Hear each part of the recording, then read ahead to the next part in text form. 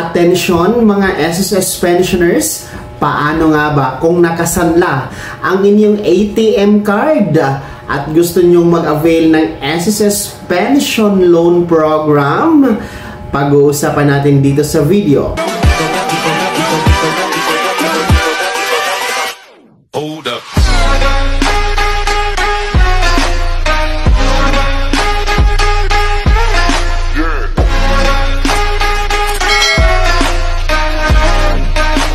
Hello mga ka-vlogs! Welcome dito sa aking YouTube channel. Magandang araw po sa lahat ng mga manonood.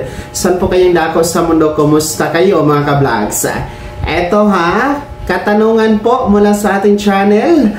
Paano nga ba kung nakasanla ang ATM card ng ating mga retirement, total disability, or survivor pensioners? Tapos gusto nyo pong mag-avail ng pension loan program ng SSS. Paano nga ba ang gagawin? Mamaya-maya pag-uusapan natin. Pero kung bago ka pa lang dito sa aking YouTube channel o di kaya di ka pa nakasubscribe, i-click nyo muna ating subscribe button na nasa baba. Huwag kalimutan na pindutin ang notification bell. Ilagay sa all para updated ka sa lahat ng mga videos na i-upload ko. So eto na nga po, no, makinig kayo mga pensionado ni SSS sapagkat meron kasing anunsyo, no, kumpirmado mula sa SSS na ang expanded SSS Pension Loan Program ay bukas na po sa lahat ng mga uri ng pensionado. Noon kasi mga ka-vlogs ay mga tanging mga retiree and total disability pensioners lamang ang po pwede sa pension loan,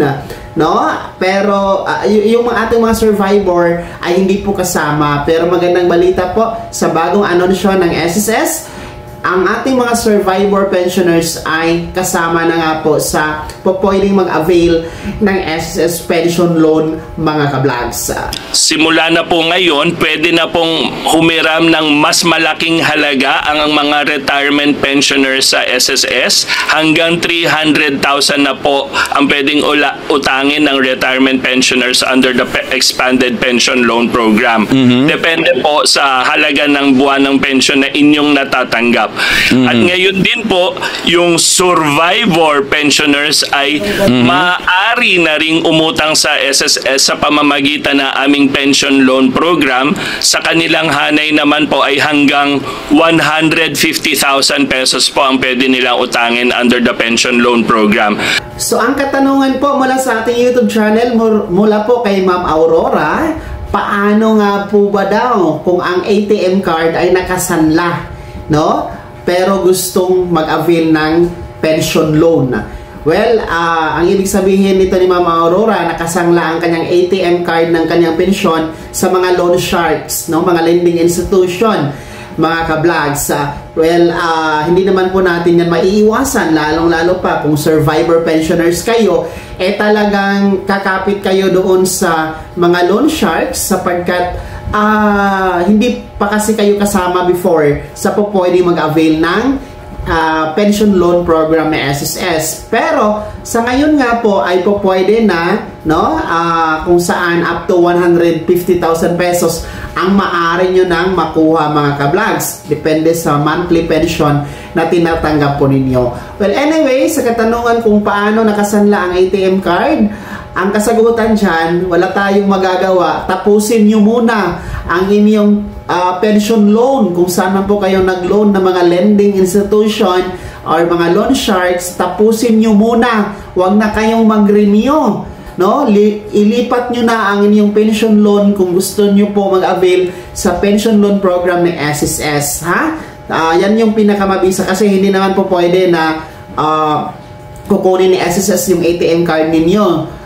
Tutubusin, hindi po pwede. At hindi din po pwede na hindi nyo yan bayaran dahil utang is utang po, dapat bayaran. Okay? Tapusin nyo na lamang po, huwag na kayong mag-renew, lipat na lang kayo kay SSS sapagkat ang maganda kay pension loan ni SSS, ang interest po 7% lamang per year, no? And then hindi lahat ng pensyon ninyo kukunin buwan-buwan, kalahati lamang ang kukunin, kalahati maiiwan sa inyo para may magagamit din po kayo. And then ang kagandahan dito, maaari kayong mag-renew after 6 months ng pagbabayad ng pension loan, di ba? So up to 150,000 pesos maaari nyo makuha dyan mga survivor pensioners. Ang ating mga retiree pensioners, up to 300,000 pesos naman po ang maaari nyo makuha. Depende po talaga kung magkano ang monthly pension ninyo, mga ka-vlogs. Marami din ang nagtatanong kung magkano ba ang aabutin nila na pension loan kung ang pension nila na tinatanggap monthly ay ganito, 3,000, 5,000. Nako po, punta kayo sa inyong loan calculator, sa inyong My SSS account, no? Para ma-compute po, o di kayo naman po doon sa inyong pinakamalapit na SSS branch, pwede po kayong magbisita at magpa-compute po kayo kung magkano ang aabutin na pension loan ninyo. Dahil hindi ko na yan alam, mga ka-vlogs, no?